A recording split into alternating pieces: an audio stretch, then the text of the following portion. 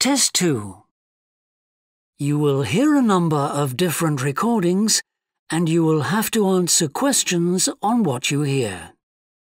There will be time for you to read the instructions and questions, and you will have a chance to check your work.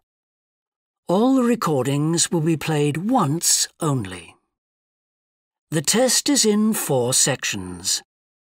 At the end of the test, you will be given 10 minutes to transfer your answers to an answer sheet. Now turn to Section 1. Section 1. You will hear a man interviewing a woman in the street about her use of transport. First, you have some time to look at questions 1 to 5.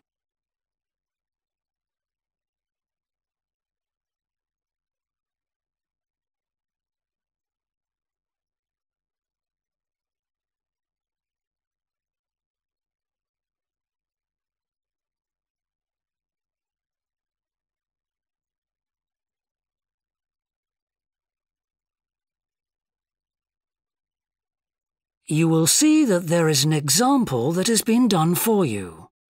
On this occasion only, the conversation relating to this will be played first. Excuse me? Yes? I wonder if you could spare a few minutes to do a survey on transport. It won't take long. No, that's fine. Oh, lovely. The survey is on behalf of the local council. They'd like to know about what transport you use and any suggestions for improvement. Can I start by asking you how you travelled to town today? Sure, I came on the bus.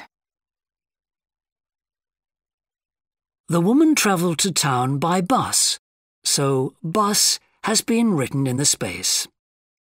Now we shall begin. You should answer the questions as you listen, because you will not hear the recording a second time. Listen carefully and answer questions 1 to 5. Excuse me? Yes? I wonder if you could spare a few minutes to do a survey on transport. It won't take long. No, that's fine. Oh, lovely. The survey is on behalf of the local council. They'd like to know about what transport you use and any suggestions for improvement. Can I start by asking you how you travelled to town today? Sure, I came on the bus. Great. Now, can I get a few details about yourself? OK. What's your name? It's Louisa. Yes. Hardy. Can you spell that, please? Yes, it's Hardie. Great, thanks. And can I have your address? It's 19 Whitestone Road. Oh, right, I know that area. It's Bradfield, isn't it? That's right. Is the postcode GT7? It's actually GT8 2LC. Great. And could I ask what your job is? Are you a student? I've actually just finished my training. I'm a hairdresser. Oh, right. And one more question in this section. What is the reason for you coming into town today? Actually, it's not for shopping today, which would be my normal reason, but to see the dentist. Right. Thanks. Before you hear the rest of the interview, you have some time to look at questions 6 to 10.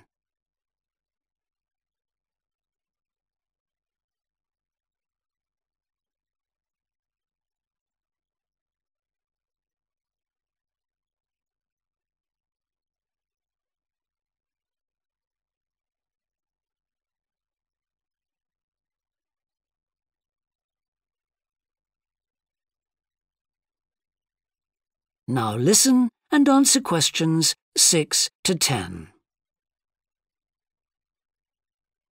Now, in this last section, I'd like you to give us some ideas about the facilities and arrangements in the city for getting to and from work.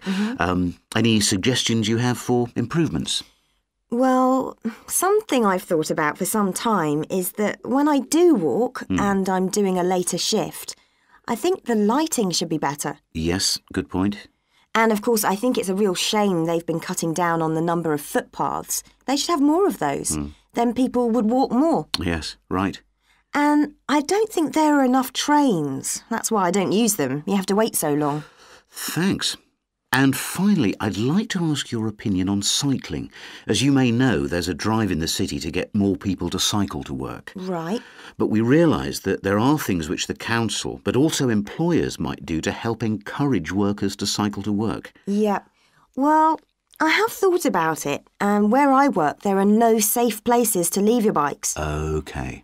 And also, I'd have to cycle uphill, and on a hot day, I'd arrive at work pretty sweaty, so I think I'd need a shower somewhere at work. Right.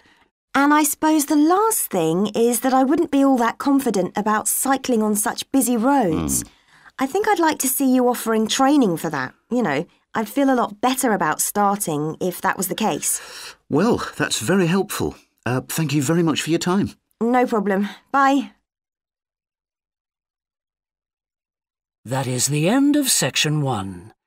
You now have half a minute to check your answers.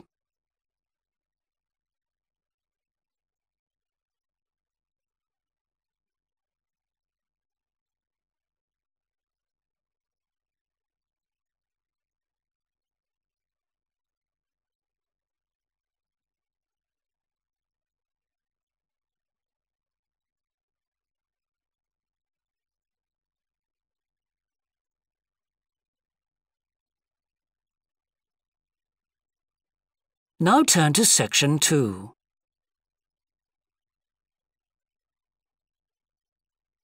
Section 2. You will hear a representative of a city council giving information about 2 new facilities which are opening soon in the city. First, you have some time to look at questions 11 to 14.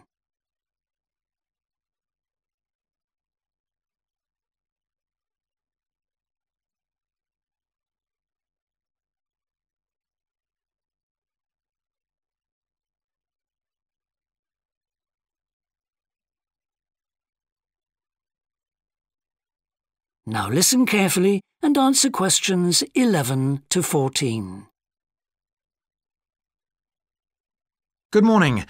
I'm very pleased to have this opportunity to say a little about 2 exciting new developments in the city: the Brackenside open-air swimming pool and the Children's Adventure Playground in Central Park. As many of you may know, the idea for these initiatives came from you, the public, in the extensive consultation exercise which the City Council conducted last year.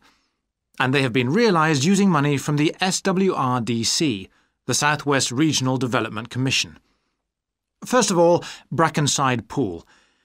As many of the older members of the audience will remember, there used to be a wonderful open-air pool on the seafront 30 years ago, but it had to close when it was judged to be unsafe. For the design of this new heated pool, we were very happy to secure the talents of internationally renowned architect Ellen Wendon, who has managed to combine a charming 1930s design, which fits in so well with many of the other buildings in the area, with up-to-the-minute features such as a recycling system, the only one of its kind in the world, which enables seawater to be used in the pool. Now, there's been quite a bit of discussion in the local press about whether there would be enough room for the number of visitors we're hoping to attract, but the design is deceptive, and there have been rigorous checks about capacity. Also, just in case you were wondering, we're on schedule for a June the 15th opening date, and well within budget, a testimony to the excellent work of local contractors Hickman's. We hope that as many people as possible will be there on June the 15th.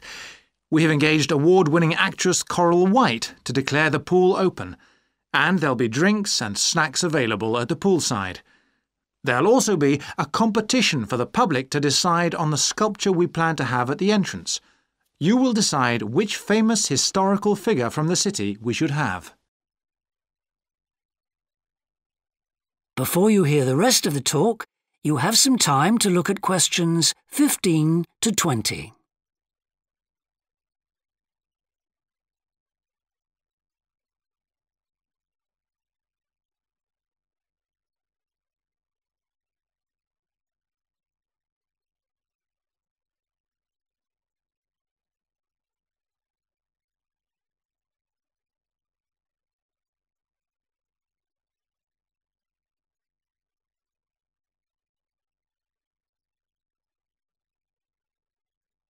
Now listen and answer questions 15 to 20. And now, moving on to the Central Park Playground, which we're pleased to announce has just won the Douglas Award for Safety. The news came through only last week. The unique design is based on the concept of the global village, with the playground being divided into 6 areas showing different parts of the world, each with a representative feature. For example, there is a section on Asia, and this is represented by rides and equipment in the shape of snakes, orangutans, tigers and so on, fauna native to the forests of the region. Moving south to the Antarctic, we couldn't run to an ice rink, I'm afraid, but opted instead for climbing blocks in the shape of mountains. I thought they could have had slides for the glaciers, but the designers did want to avoid being too literal. Then on to South America, and here the theme is El Dorado, games replicating the search for mines full of precious stones. And then, moving up to North America, here there was considerable debate. I know the contribution of cinema and jazz was considered, but the designers finally opted for rockets and the International Space Station. Eastwards to Europe then, and perhaps the most traditional choice of all the areas, medieval castles and other fortifications. Then last but not least, moving south to Africa, and a whole set of wonderful mosaics and trails to represent the great rivers of this fascinating and varied continent. Now, the opening date for our global playground is the 10th of July, and again, we'd love to see you there. So, make a date and come and see this magnificent, original new amenity right in the heart of the city. That is the end of Section 2. You now have half a minute to check your answers.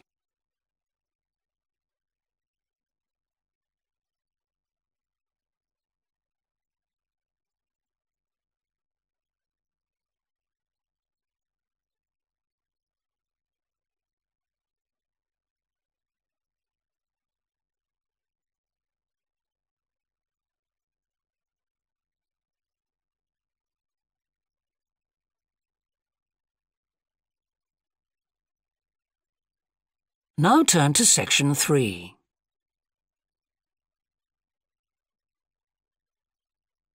Section 3. You will hear 2 anthropology students called Victor and Olivia discussing their joint presentation about a Norwegian explorer called Thor Heyerdahl. First, you have some time to look at questions 21 to 24.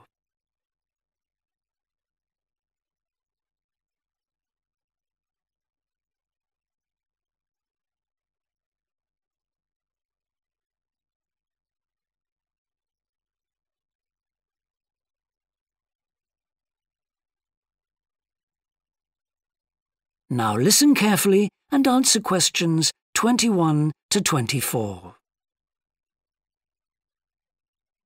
Right, well, for our presentation, shall I start with the early life of Thor Heyerdahl? Sure. Why don't you begin with describing the type of boy he was, especially his passion for collecting things? That's right. He had his own little museum. And I think it's unusual for children to develop their own values and not join in their parents' hobbies. I'm thinking of how Heyerdahl wouldn't go hunting with his dad, for example. Yeah, he preferred to learn about nature by listening to his mother read to him. And quite early on, he knew he wanted to become an explorer when he grew up. That came from his camping trips he went on in Norway, I think.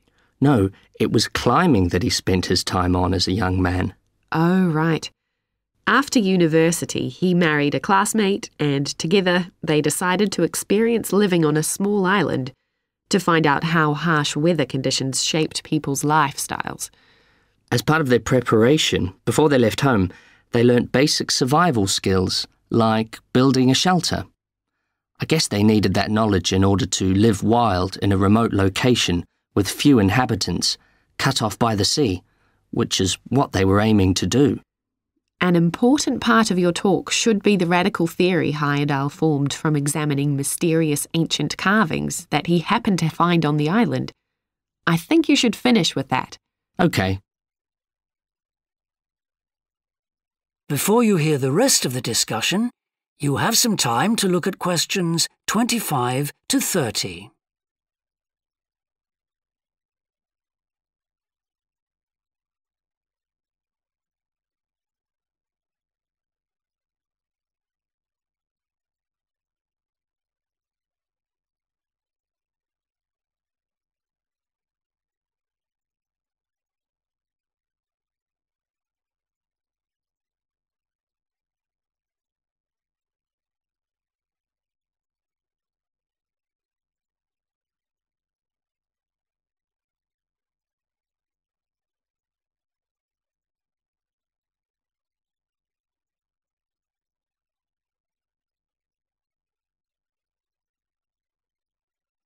Now listen and answer questions 25 to 30.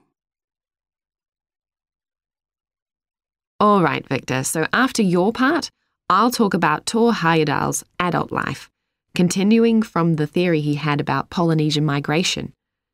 Up until that time, of course, academics had believed that humans first migrated to the islands in Polynesia from Asia in the west. Yes, they thought that travel from the east was impossible because of the huge empty stretch of ocean that lies between the islands and the nearest inhabited land. Yes, but Heyerdahl spent ages studying the cloud movements, ocean currents, and wind patterns to find if it was actually possible. And another argument was that there was no tradition of large shipbuilding in the communities lying to the east of Polynesia. But Heyerdahl knew they made lots of coastal voyages in locally built canoes. Yes, or sailing on rafts, as was shown by the long voyage that Heyerdahl did next. It was an incredibly risky journey to undertake. Sometimes I wonder if he did that trip for private reasons, you know, to show others that he could have spectacular adventures. What do you think, Olivia? Well, I think it was more a matter of simply trying out his idea, to see if migration from the east was possible. Yes, that's probably it. And the poor guy suffered a bit at that time because the war forced him to stop his work for some years. Yes. When he got started again and planned his epic voyage, do you think it was important to him that he achieve it before anyone else did? I haven't read anywhere that that was his motivation. The most important factor seems to have been that he used only ancient techniques and local materials to build his raft. Yes. I wonder how fast it went. Well, it took them 97 days from South America to the Pacific Islands. And after that, Heyerdahl went to Easter Island, didn't he? We should mention the purpose of that trip. I think he sailed there in a boat made out of reeds. No, that was later on in Egypt, Olivia. Oh, yes, that's right.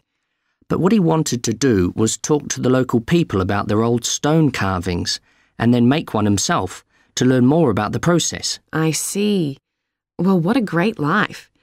Even though many of his theories have been disproven, he certainly left a lasting impression on many disciplines, didn't he? To my mind, he was the first person to establish what modern academics call practical archaeology. I mean that they try to recreate something from the past today, like he did with his raft trip. It's unfortunate that his ideas about where Polynesians originated from have been completely discredited. Yes. Right, well, I'll prepare a PowerPoint slide at the end that acknowledges our sources. I mainly used The Life and Work of Thor Heyerdahl by William Oliver. I thought the research methods he used were very sound, although I must say I found the overall tone somewhat old-fashioned. I think they need to do a new, revised edition. Yeah, I agree. What about the subject matter? I found it really challenging. Well, it's a complex issue. I thought the book had lots of good points. What did you think of the illustration? That is the end of section 3. You now have half a minute to check your answers.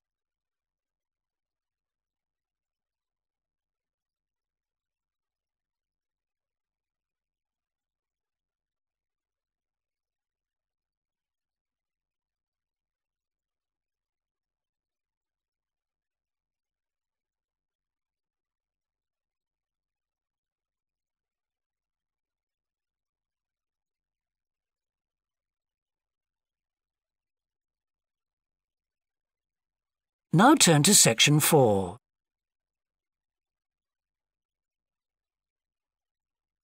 Section 4. You will hear a business student predicting how management might change in the next few years.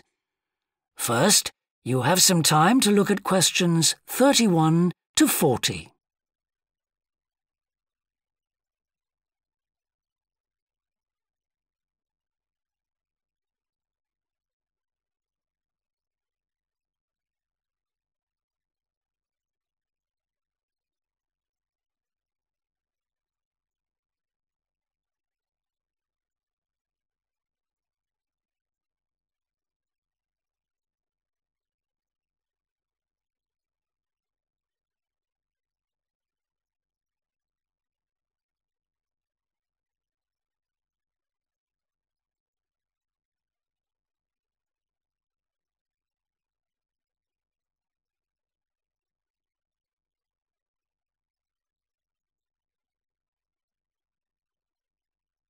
Now listen carefully and answer questions 31 to 40.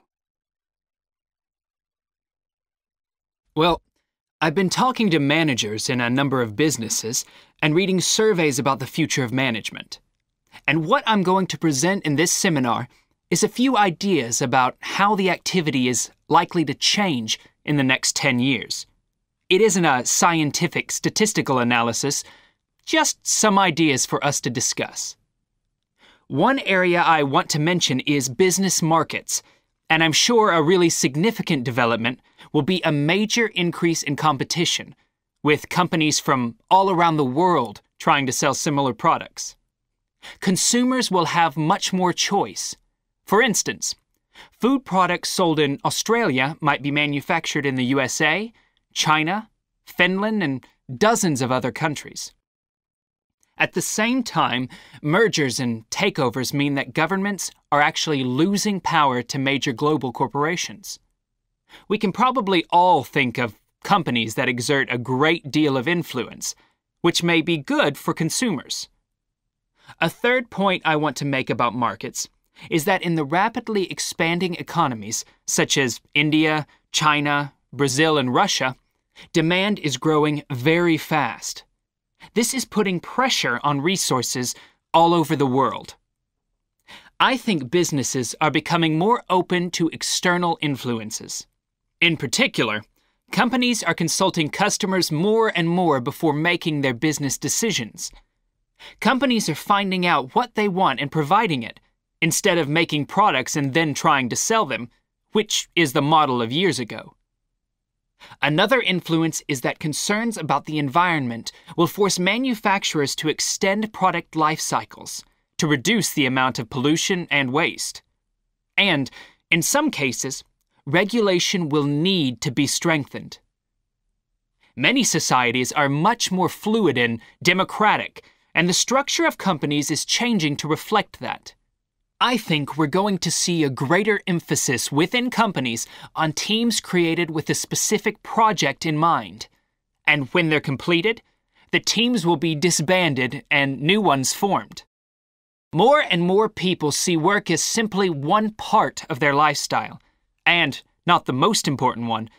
And as the workforce is shrinking in some countries, businesses are having to compete for staff instead of being able to choose among a lot of applicants.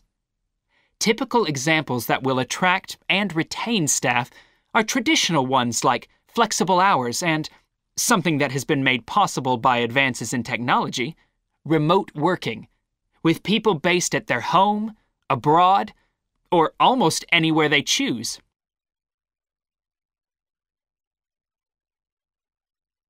Management styles will almost certainly continue to change. Senior managers will require a lot more than the efficiency that they've always needed.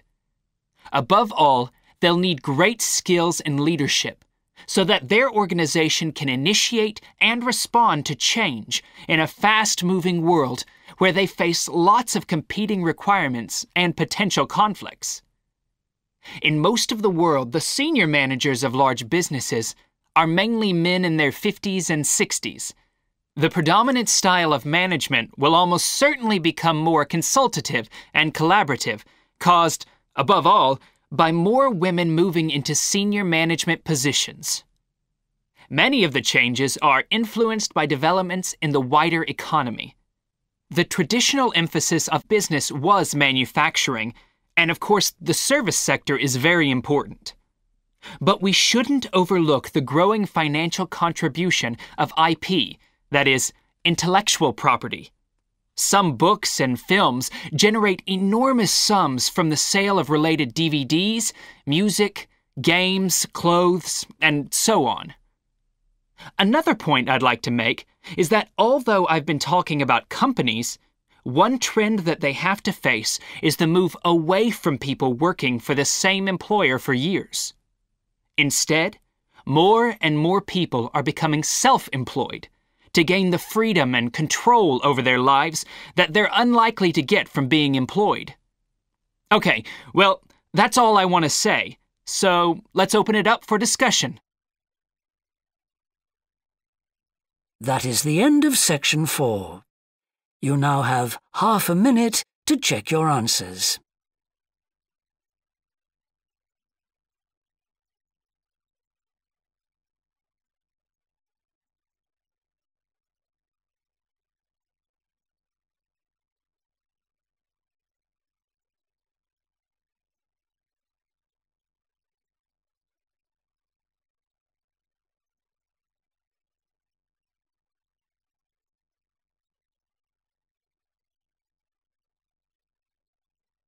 That is the end of the listening test.